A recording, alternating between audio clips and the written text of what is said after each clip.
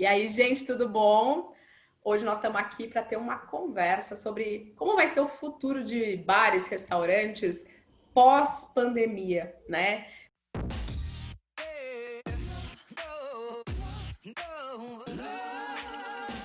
Vou começar então essa conversa com uma rodada de apresentações para a gente entender quem está aqui, gente muito boa que está aqui hoje, né? Então, meu nome é Marília Liotino, eu sou nutricionista, trabalho em bares e restaurantes, sou consultora na área de vigilância sanitária.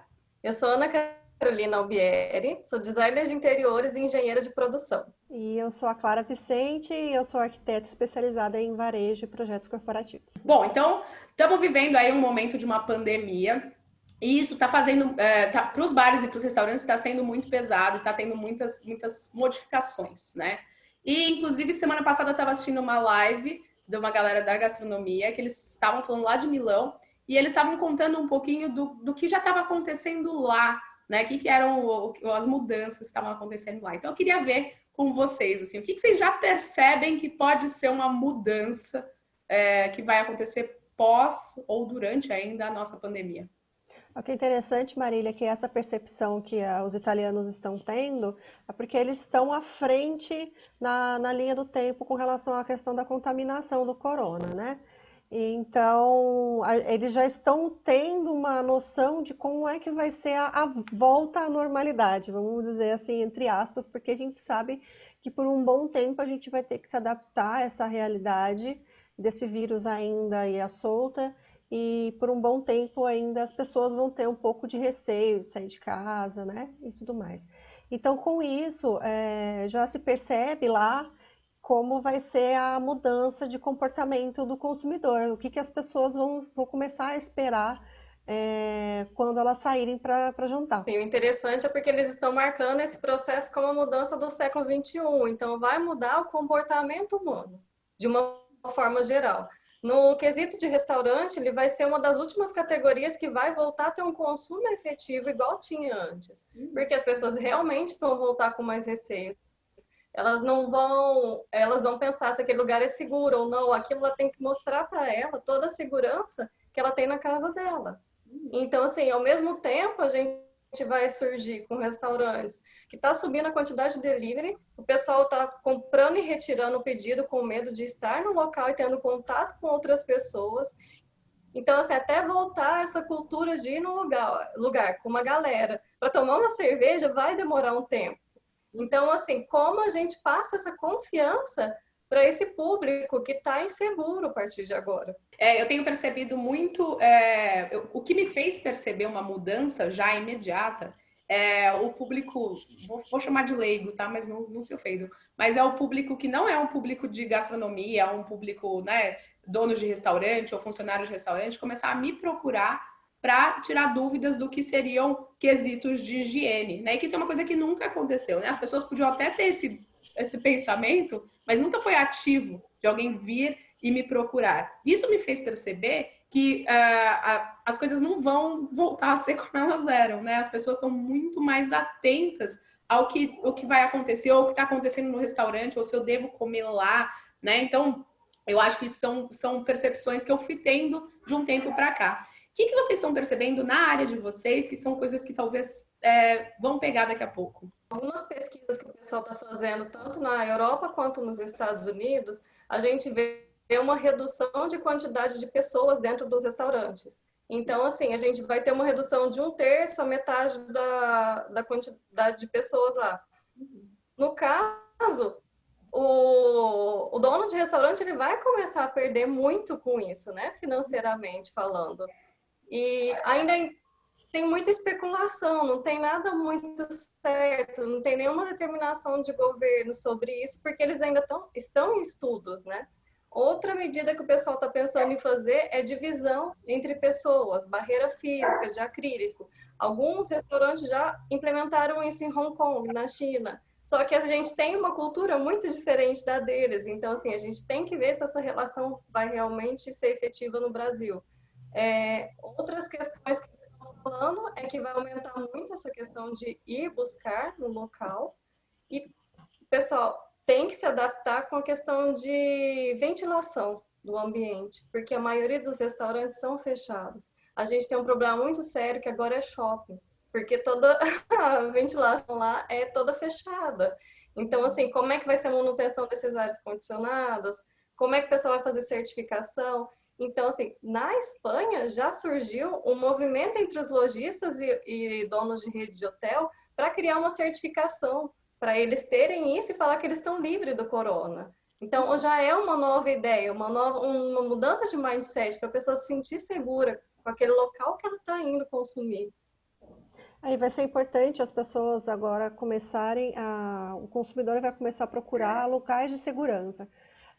No Brasil, é um país tropical, a maioria das cidades é extremamente quente.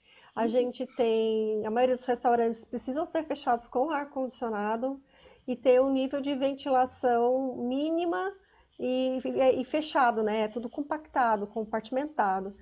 Então, as alternativas, elas são, basicamente, né, a primeira ideia, né, a gente está aqui agora especulando do que pode ser que venha acontecer. Primeiro, é ter algum tipo de certificação de que os ar-condicionados, eles tenham um nível de manutenção e limpeza e higienização, que a gente não sabe se ela é eficiente, e de quanto em quanto tempo tem que ser feita. E a segunda questão é o número de pessoas, o limite de número de pessoas dentro do estabelecimento, quando o ambiente é fechado, né? Então, o layout vai mudar, o tipo de circulação vai mudar, até a forma de servir os pratos vai mudar, né? A gente já se vê movimentos de churrascaria tipo rodízio começarem a cair, porque você tem um número de circulação de pessoas muito maior. Em restaurantes onde você tem o prato montado, né, empratado, que também muda completamente a questão da cozinha industrial, que depois a gente vai falar. Isso muda a dinâmica do serviço e acelera a quantidade de pessoas e aumenta o número de venda de pratos, de refeições, né, naquele dia de trabalho. Então, a gente vai ver uma mudança sim. A gente ainda não sabe qual. Esse é o grande mistério, e vai ser no dia a dia. A gente vai começar a perceber no dia a dia e no que está acontecendo lá fora, né? Principalmente na Europa e na Ásia. Eu comecei falando da história da higiene, né? E como as pessoas começaram a questionar isso e etc. Né, e eu fiquei pensando, né? Talvez a gente vai ter que começar a mostrar um pouco mais nossa cozinha. E a gente sabe que quem faz projeto, né? Quem tem cozinha, pelo menos a todas que eu entro, né? A pessoa gasta muito dinheiro com ambientes externos e com a beleza do salão, e a cozinha acaba ficando um pouquinho renegada. E a hora que eu chego para falar, gente, vamos ter que mostrar um pouquinho mais a cozinha, vamos ter que mostrar um pouquinho o nosso processo, né? Dar um pouquinho de confiança para o cliente, para ele saber que ele pode comer aqui. As pessoas têm vergonha não do processo, mas da cozinha, né? Aquela cozinha, mas a cozinha não é bonita, né? O que vocês acham dessa informação? A pessoa, quando ela vai investir num restaurante, o equipamento ele é muito caro, né? Então, muitos restaurantes, eles compram equipamento de segunda mão, porque não está lá com aquele brilho maravilhoso do inox, que a gente sabe que ele pode ter, né? E são restaurantes que normalmente estão num imóvel alugado, então que já foi uma cozinha industrial e foi reformada. Então a gente vamos brincar assim que fica parecendo realmente uma coxa de retalho, né? Um azulejo e tudo mais. Está tudo dentro da normativa, dentro das regras, mas não está bonito, né? Eu não vejo necessidade, nem vejo assim, tanta preocupação com relação à cozinha não ter uma aparência tão bonita esteticamente. Ela tem que se demonstrar estar limpa. Para isso, eu acho que tem a questão também da organização, que eu acho que é mais a que a Marília tem que colocar aí, né, do que a gente. E dentro dos aspectos técnicos, contanto que esteja ok, eu, honestamente, como consumidora, eu não vejo problema. Talvez pessoas olhem assim, nossa, durante o funcionamento da cozinha realmente deve ser um horror, né? Panela para tudo quanto é lado, aquela coisa de comida, porque cai, é normal, no dia a dia tá em casa, cai, faz sujeira, né? Eu não sei, eu aconselharia os donos de restaurante fazerem algum tipo de demonstração de marketing mostrando a cozinha, a produção e a montagem dos pratos, depois que a cozinha estivesse limpa, sabe? No momento onde você se sinta mais confortável realmente em mostrar, né? É o que eu imagino que possa funcionar, mas que é necessário, eu acho que sim, as pessoas vão começar a ficar muito mais atentas a tentar saber da onde, qual é a fonte do alimento, né? Recentemente, lá no Instagram da minha empresa, a gente postou uma foto de uma cozinha, né? Que tinha um erro, né? Que o erro, na verdade, era um óleo que estava perto do fogo e que era, né, uma embalagem inflamável e tal. E a cozinha não tinha nenhum outro erro, né? Ela tinha a vida da cozinha, né? Ela estava viva, ela estava cozinhando. E as Aham. pessoas começaram a falar assim: ah, essa cozinha tá toda errada, essa cozinha, né? Então, assim, às vezes eu acho que também a gente vai caber uma educação geral, né? Das pessoas entenderem que cozinhas de restaurante não são de inox. Elas não são azulejadas até o teto, elas têm certas coisas que são a diferença do nosso imaginário coletivo. Então a gente imagina que a cozinha do restaurante é de um jeito, e se ela não tá do jeito que a gente imagina, a gente acha que ela tá suja, que ela tá feia, né? Então, assim, saber também diagnosticar o que é erro dentro de uma cozinha, talvez vire uma demanda aí futura para os nossos clientes, né? Mas eu acho que isso também é uma temática que o dono do restaurante, no momento de mostrar a cozinha, ele pode ele mesmo esclarecer isso no vídeo, Sim. né? Porque a gente fala muito aqui que o cliente nosso, ele não é obrigado a saber de arquitetura. Eu sou. Ele é obrigado a saber do negócio dele, né? A pessoa que vai consumir o alimento, ele não é obrigado a saber como é que funciona uma cozinha industrial. Quem é obrigado é o dono do restaurante. Então, ele tem que ser o primeiro a informar. E estruturalmente, uma cozinha que não fazia delivery hoje vai ter que fazer. Vão ter que mudar, vai ter que ter adequações? Como é que vai ser isso? Com certeza ela vai ter que fazer adequações, até porque tem muita gente fazendo, cozinhando em casa para delivery, isso já é uma outra questão, depois a gente puxa ela. Mas assim, ele tem um espaço de preparo muito grande, um espaço de saída para o delivery muito grande. Então já é um outro processo. Tem alguns restaurantes que já foram adequados e criados para isso, porque assim já era uma crescente esse mercado de delivery. Com os aplicativos e tudo mais, isso já era uma crescente. Os que não tinham se adaptado a isso, eles têm que correr para adaptar nessa questão.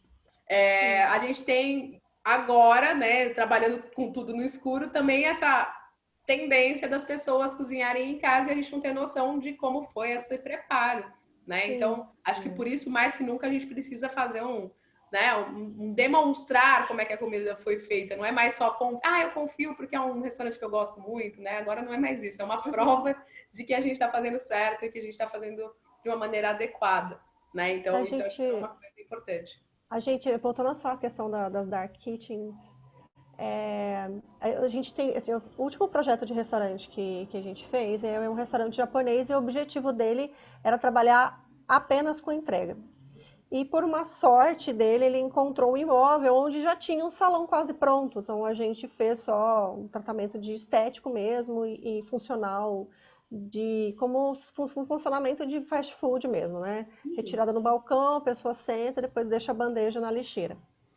E quando veio essa questão da pandemia e do isolamento, foi assim, triste e ao mesmo tempo bom para ele, porque ele teve mais tempo para finalizar a obra, se preparar. Ele ia inaugurar agora no começo de maio, só que agora ele vai inaugurar mesmo um salão somente em julho, em junho e julho. Mas o delivery ele já vai funcionar. E foi o que foi mais legal, que a gente, quando fez o projeto, a primeira coisa que ele pediu foi um lugar confortável para os motoboys, para os entregadores. Fácil, né? Um lugar que tivesse um bebedouro, um lugar para sentar, carregador de celular e Wi-Fi. Legal. Porque a gente precisa dar um conforto para essas pessoas trabalharem e fazerem um trabalho, um serviço mais adequado. Né? Quem trabalha com um pouco mais de conforto faz um trabalho melhor. A população ficou muito tempo em casa. É engraçado porque se você vai ver pesquisas, nos Estados Unidos, fermento cresceu as vendas em mais de 200%. Então, assim, a pessoa já está cozinhando em casa. Então, ela não está saindo mais simplesmente pelo paladar em si, né? É uma mudança de comportamento, sim. Ela quer ir porque ela quer um ambiente aconchegante, ela quer ser recebida com carinho, ela quer ver como é que prepara mesmo. Inclusive, tem restaurantes e cafeterias que eu tenho visto que está ensinando a fazer algumas coisas que eles vendem lá. Eu acho isso uma técnica muito boa, porque depois, quando volta da pandemia, eu falo assim, nossa, agora eu vou comer o deles. Eu vou juntar minhas amigas e vou lá comer na cafeteria aquele bolo. Então, tem essa mudança, sim. Eu acho que muita coisa vai mudar. Inclusive, assim, eles falam que as pessoas agora elas vão prezar mais pelos aqueles lugares que eles prezam pelo social, pelo ser humano em si. Não simplesmente por dinheiro. Essa coisa de comprar por comprar, ele está acabando. Bom, para a gente finalizar, assim, chegar no finalmente da nossa conversa, o que vocês, então, dariam de recado aí para o futuro cliente de restaurante que você fala, ó, vamos pensar nisso a partir de agora? Vai demorar a voltar ao consumo, sim.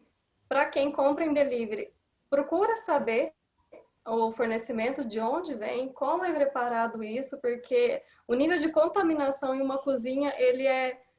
As pessoas não imaginam tanto que é fácil ter uma contaminação numa cozinha. A Marília sabe muito mais disso, é especialista nisso. Então, se vocês quiserem, tiverem dúvidas maiores, pode procurar a Marília.